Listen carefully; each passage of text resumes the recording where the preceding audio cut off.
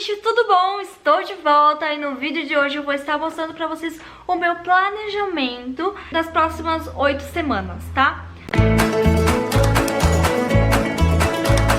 Assim, tem professor que faz planejamento anual, tem professor que faz planejamento semanal, tem escola que exige o planejamento anual e tem escola que exige os planejamentos semanais, tá? Eu vou estar fazendo também meu planejamento anual. Ainda não fiz, tá? Porque ainda não me deu muito tempo. Mas meu planejamento para as próximas 8 semanas já está pronto, já está aprovado pela minha coordenadora. Então, tá tudo certo. Geralmente, nas escolas do estado tem o sistema.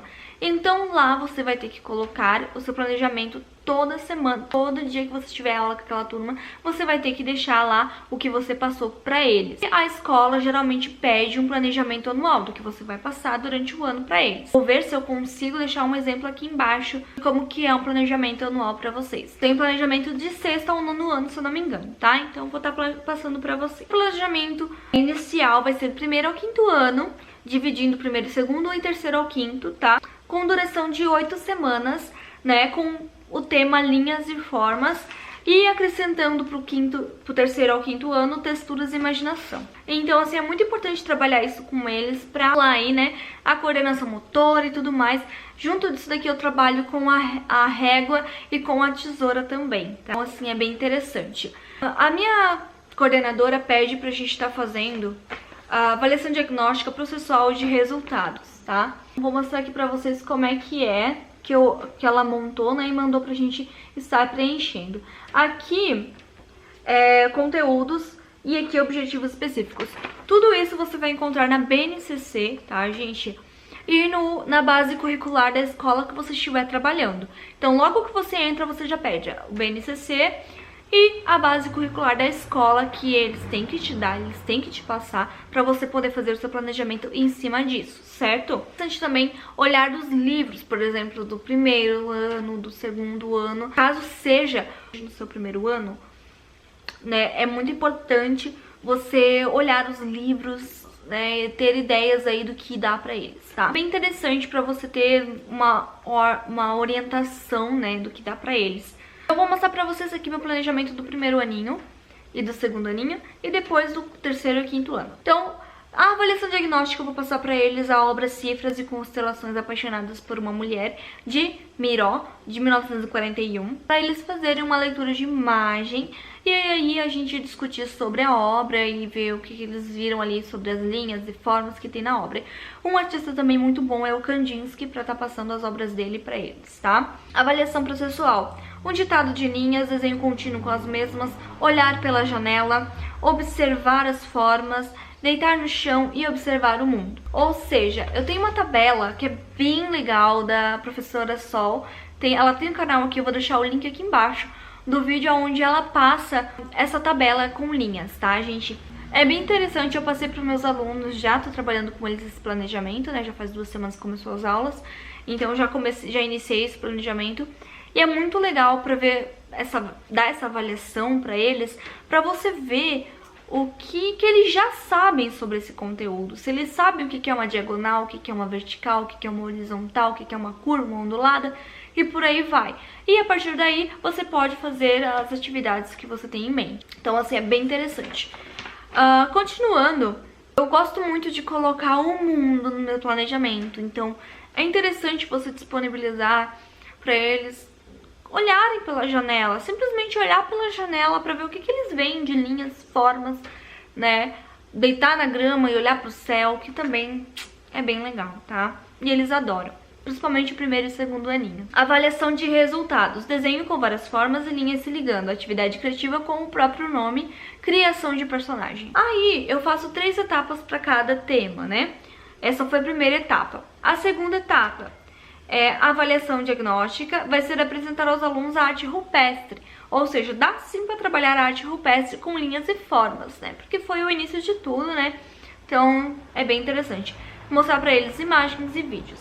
A avaliação processual, registrar no caderno o que eles sabem sobre a época. Avaliação de resultados em um papel craft esticado e tinta guache, pedir para os alunos pintarem suas mãos e registrar no papel.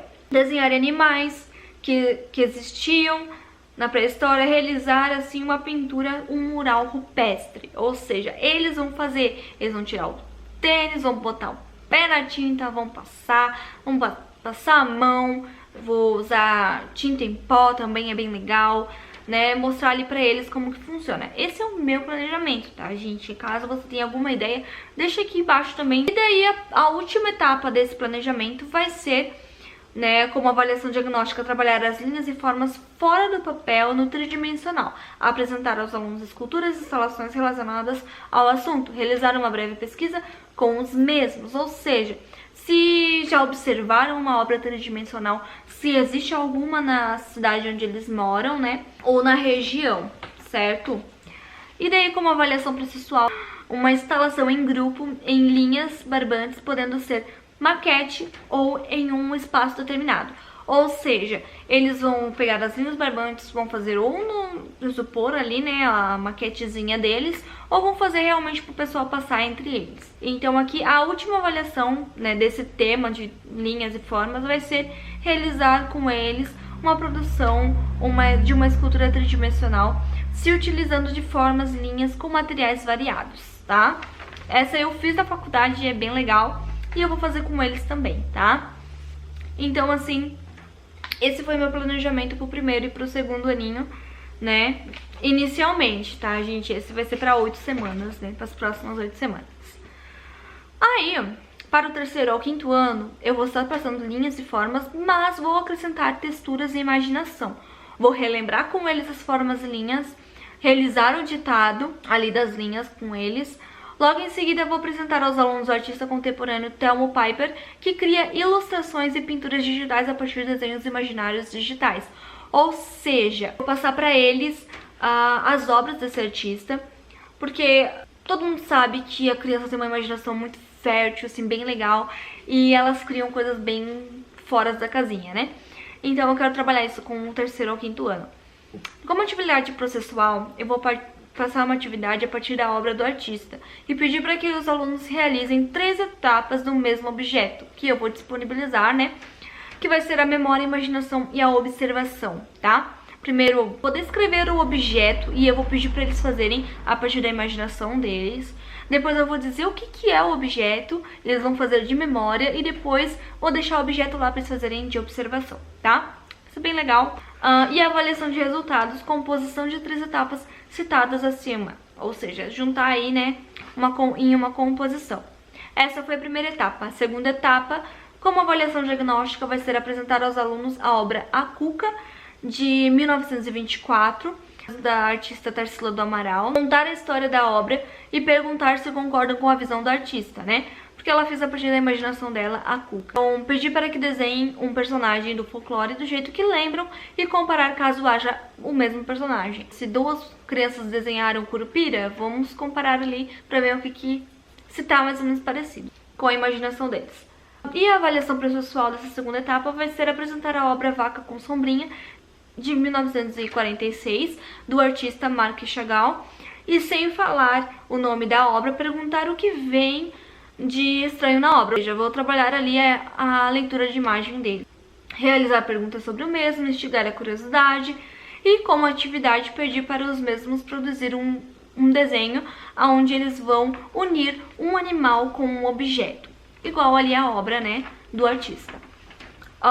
E como avaliação resultado dessa segunda etapa vai ser inventar uma arte surreal, ou seja, eles vão criar um personagem, né, a partir da imaginação deles com partes de animais, né, que é bem interessante, e eles vão criar uma história para o mesmo, né, vão criar o protagonista e vão dar ali uma história para ele, tá? E vão apresentar isso como uma avaliação, tá, gente? Sempre a avaliação de resultado é como se fosse uma prova, um trabalho individual. Próxima parte e última desse planejamento vai ser, como avaliação diagnóstica, apresentar aos alunos a performance Flow do artista Ortueta, né? Não sei falar o primeiro nome dele, desculpa aí, vou deixar aqui embaixo. Através de imagens e vídeos, abordar a curiosidade dos alunos para a obra com base na performance, tá? Colocar uma música e pedir para que os mesmos deixem a mão livre, leve, solta, para fazer os rabiscos dançantes na frente. A avaliação processual, separar a turma em grupos, né, e disponibilizar o papel craft e pedir para que juntos realizem uma composição única da folha, criando assim a composição de um desenho orgânico, tá, gente?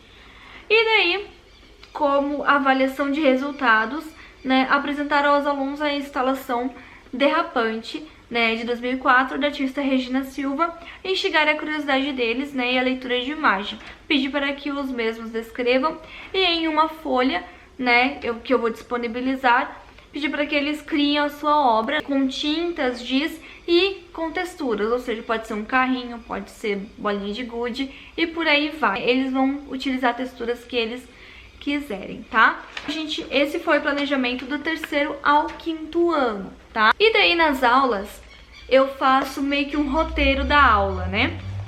Pra não ter nenhum problema de esquecer o que eu vou estar passando pra eles, tá?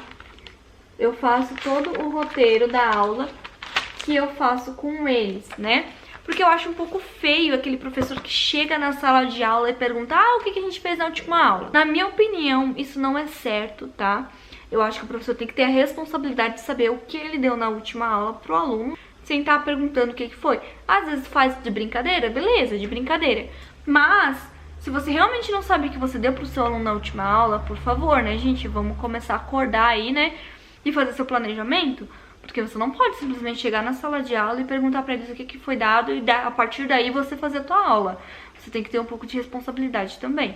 Isso vale para os professores novos e para os professores que já estão aí, né, trabalhando na área. Por favor. Eu uso uma agenda permanente para fazer esse roteiro e daí eu coloco aqui tudo que eu dei pra eles na última aula, pra poder cobrar na próxima, certo? Então, gente, é isso. Espero que vocês tenham gostado. Deixa o seu like, comenta no que você achou. Se você tem alguma dúvida, deixa aí, né? Que vai ser um prazer supri-la pra você, tá? Então, gente, é isso. Um beijão e até o próximo vídeo.